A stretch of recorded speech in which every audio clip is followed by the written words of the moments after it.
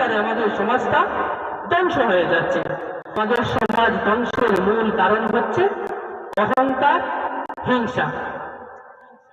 নবী করিম সাল্লাল্লাহু আলাইহি ওয়াসাল্লাম বলছেন, মানুষের হিংসা মানুষের নেক আমলগুলো ধ্বংস করে দেয়। হিংসা মানুষের নেক আমলগুলো ধ্বংস করে দেয়। আল্লাহ রাব্বুল আলামিন বলেন, ফামান ইয়ামাল মিসকালা যাররাতিন খায়রান ইয়ারা ওয়া মান ইয়ামাল মিসকালা যাররাতিন শাররান ইয়ারা। পৃথিবীতে তুমি যারা পরিমাণ ভালো কাজ করলে সেটা সেদিন দেখতে পাবে, আর যারা পরিমাণ খারাপ কাজ করলেও সেটা সেদিন কাল কিয়ামতের ময়দানে দেখতে পাবে।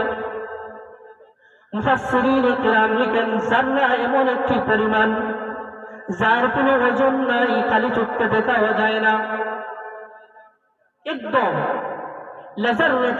লাজাররাতিন খায়রান ইয়ারা।